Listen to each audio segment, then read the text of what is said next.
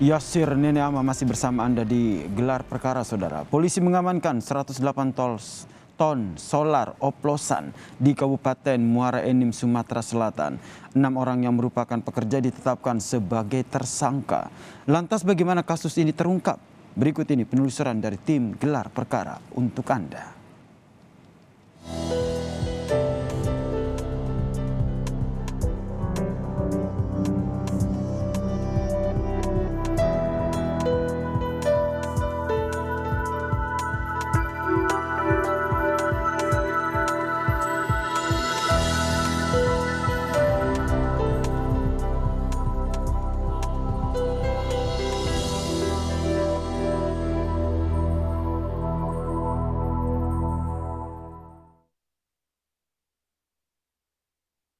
Saudara, pada 11 Maret kemarin, polisi dari Polda Sumatera Selatan bersama dengan BPH Migas menggerebek gudang minyak ilegal yang memproduksi solar oplosan di Desa Tanjung Terang, Kecamatan Gunung Megang, Kabupaten Muara Enim, Sumatera Selatan. Dari penggerebekan tersebut, polisi mengamankan 6 orang pekerja yang saat ini sudah ditetapkan sebagai tersangka dan juga mengamankan barang bukti berupa 108 ton solar oplosan. Kegiatan ini sudah berlangsung selama 1 tahun 7 bulan dengan penghasilan mencapai 1,8 miliar rupiah per harinya. Lantas seperti apa penyelidikan dalam kasus ini bergulir dan seperti apa tempat gudang minyak ilegal yang memproduksi solar oplosan tersebut? Lengkapnya ikuti penelusuran kami. Penggerebekan gudang minyak ilegal yang memproduksi solar oplosan ditemukan 108 ton solar oplosan serta 6 orang pekerja diamankan dan ditetapkan sebagai tersangka. Tim gelar perkara mengkonfirmasi pihak kepolisian atas aksi pengoplosan ini. Menurut polisi, diketahui pengoplosan solar ini sudah berjalan selama 1 tahun 7 bulan dengan penghasilan per hari mencapai 1,8 miliar rupiah.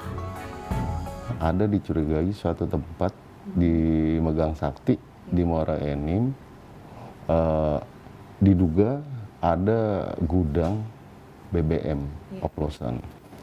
Kemudian kami membentuk tim yang dari Subdit Tipiter. Kemudian saya perintahkan mereka untuk menghubungi BPH untuk melakukan penindakan bersama-sama, sehingga pada tanggal 11 bulan Maret kemarin kita melakukan penindakan jam 03 pagi hari Jumat itu kalau tidak salah. Ya benar, memang di situ kita temukan gudang tempat pengoplosan di Muara Enim.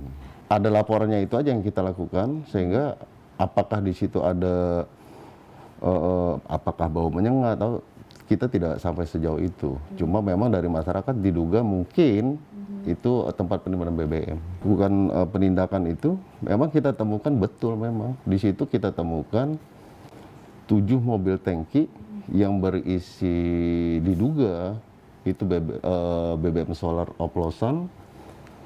Kemudian kolam tempat pencampuran dari BBM, kemudian dengan minyak kayu, kemudian dengan asam sulfat, kemudian bleaching masuk di situ, kemudian dengan menggunakan mixer mereka mengolah itu.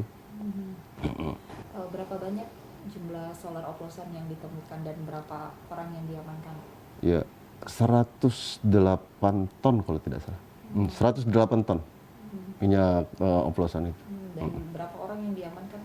6 orang yang kita lakukan penahanan di sini. 6 orang ini berperan sebagai apa di sana? Masing-masing memiliki peran. Dari mulai setelah mereka bahan baku itu sudah dimasukkan ke mixer, ada peran masing-masing dari 6 orang ini.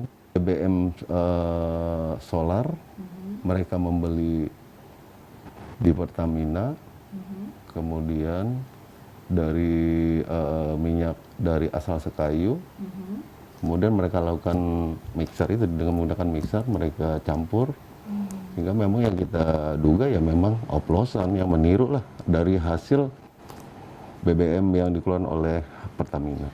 Dari hasil penjualan mereka per hari berapa, itu masih kita dalami yang memang ada dari petunjuk-petunjuk yang kita dapatkan dari laptop yang kita sudah lakukan penyitaan. Ya mudah-mudahan itu bisa kita penuhi ya.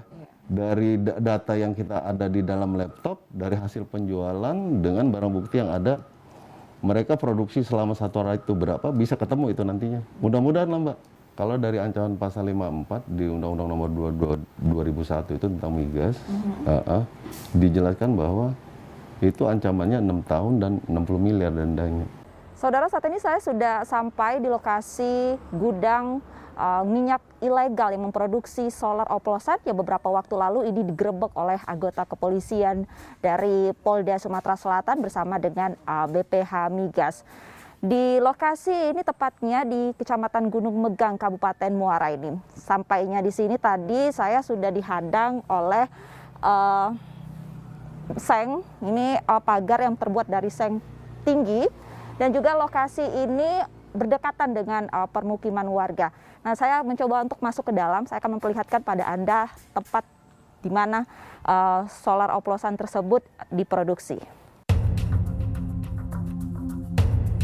Dari hasil penelusuran, lokasi pengoplosan solar berada tepat di tepi jalan yang berdekatan dengan permukiman warga dan tertutup. Saudara, ini merupakan tangki yang berisi solar murni yang didapat dari Pertamina. Begitu dari keterangan pihak kepolisian pada kemarin saat rilis di Polda Sumatera Selatan. Pada saat itu, polisi mengamankan 108 ton solar oplosan dan juga 10 ton solar murni dari Pertamina sebagai barang bukti.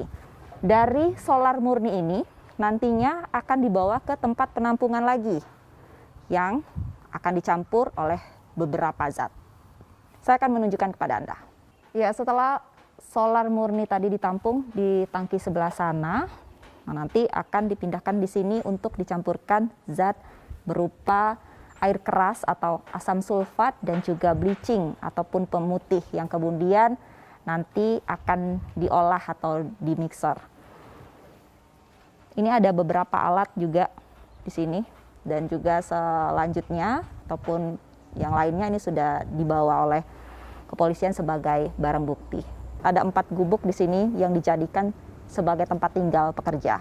Namun pada saat digerebek, ini terdapat 6 pekerja yang saat ini sudah ditangkap oleh pihak kepolisian yang dijadikan sebagai tersangka. Dan juga ini masih dilakukan pendalaman apakah memang ada pekerja lainnya yang pada saat itu tidak ada di lokasi. Tim gelar perkara pun menemui salah satu warga yang dekat dengan lokasi kejadian. Mereka menyebut tidak mengetahui lokasi tersebut merupakan lokasi pengoplosan karena warga hanya mengetahui bahwa gudang itu merupakan tempat penyimpanan BBM yang akan didistribusikan. 1 minggu yang belakang ada penggerebekan dari kepolisian Kapolda gabungan sama Kapolres. Kira-kira jam berapa itu, Pak? Setahu saya pagi jam 7 udah ada kepolisian. Yang kami dapatkan informasi dari pihak kepolisian bahwasannya gudang minyak ilegal itu sudah beroperasi selama 1 tahun 7 bulan. Sebagai warga yang tinggal di daerah sini, Bapak tahu apa aktivitas di dalam? Tahu tempat penampungan minyak, terus antar jemput minyak, sudah itu nggak tahu lagi minyaknya dari mana kan, cara bisa ada merakit untuk bahan bakarnya kan, setahu saya tangki Pertamina. Itu memang tidak, warga di sini memang tidak pernah masuk ke sana. Nggak bisa masuk. Itu kan tadi pada saat dilakukan penggerebekan itu juga diamankan 6 orang pekerja di sana. Bapak kenal? Ada yang kenal? Ada yang kenal. Ada orang asli sini ya? Nggak ada, itu asli orang Pali semua. Yang kenal, ya pekerja, ada sopir yang sering-sering mampir ke rumah kan. Terus silaturahmi kalau ada yasinan, mereka ada. Tapi mereka tidak menceritakan apa saja aktivitas mereka di sana ya Pak? Enggak pernah cerita dia tentang. Berarti rata-rata warga di sini tidak tahu adanya aktivitas pengoplosan. Pembuatan solar oplosan itu tidak tahu? Tidak tahu. Menurut salah satu tersangka, H, ia sudah bekerja selama 5 bulan dengan upah 1,8 juta rupiah per bulannya. Dalam 1 hari, ia menjelaskan memproduksi 10.000 ton solar oplosan bersama rekannya yang juga tertangkap bersama dirinya. ilegal tersebut udah berapa lama? 5 bulan, Mbak. Udah 5 bulan. Ya, Apa aja yang dikerjakan di sana? mengoploskan minyak Ngoplos minyaknya dengan cara apa? cara campur blender, Mbak. Dicampur apa aja? Bahan kimia, Apa contohnya? asam sulfat. Terus? Sudah itu dibendap 30 menit, baru dikasih bahan kimia lagi. Bapak asli orang sana? Bukan, Orang mana? Kabupaten Bali. Itu memang tiap hari atau kegiatannya tiap hari atau seperti apa? Setiap hari kadang Bapak sebagai apa di sana? karyawan buruh, Pak. Kalau enggak, maksudnya yang mengolah. Hmm. Oke. Untuk solarnya sendiri itu dalam berapa banyak Pak? Itu solarnya didapat dari mana? Sulingan, Pak. Sulingan es kayu. Sulingan Sekayu. Hmm. Solar Pertamina kan? Bukan, Hah? bukan. Sulingan Sekayu di daerah mana? Ubah. Di daerah Muga. Hmm. Dari solar murni dicampur asam sulfat sama bleaching. Bukan, Mbak. Solar sulingan semua, Pak. Solar sulingan semua. Mm-mm. Itu dalam satu hari produksinya berapa banyak? Sekitar 10.000, Pak. Sekitar 10.000. Upah Bapak di sana berapa? 1.800.000 per bulan. Berapa? 1.800.000 per bulan. 1.800.000. Per bulan. Siapa yang ngajak Bapak kerja di sana? Bapak dan misi, Pak. Kenapa? Bapak dan misi. Bapak Tarmizi. Darmizi. Saya boleh tahu itu siapa? Apa? Saya boleh tahu itu siapa? Bosnya, ya? Bapak Darmizi itu bos yang koordinator di sana. Ya. Tadi kan kita ke TKP ada beberapa gubuk ya kita temukan di sana. Berarti pekerja di sana nginep di situ ya? Ya. Nginep di situ. Aksi pengoplosan ini pun nantinya akan terus diwaspadai. Pihak BPH Migas menyebut akan meningkatkan keamanan agar tak ada lagi tindak pengoplosan. Mengurangi alokasi yang tadinya untuk masyarakat gitu ya, sehingga kemudian menjadi tidak tepat sasaran tentunya pendistribusian yang gitu akan mengganggu dari kebutuhan masyarakat.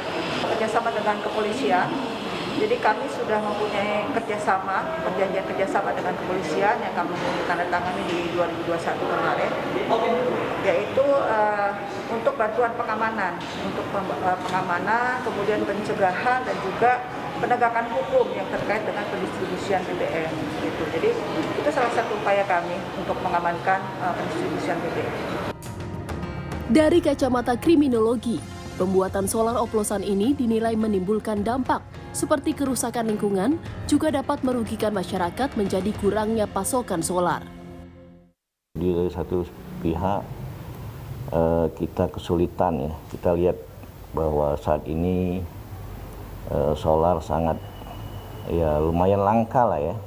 Jadi kalau orang mau mengisi minyak itu antri segala macam itu. Nah di sisi lain ada pihak-pihak yang memanfaatkan solar itu untuk kepentingan diri pribadi yang merugikan orang lain. Nah seperti itu. Jadi ini sungguh miris sebenarnya. Nah itulah perlu ini kita bersama untuk menegakkan hukum terhadap kasus tersebut. Salah satunya adalah bisa saja bisa berdampak kepada kelangkaan BBM bisa ya. Bisa juga pada kerusakan pada kendaraan pengguna ya.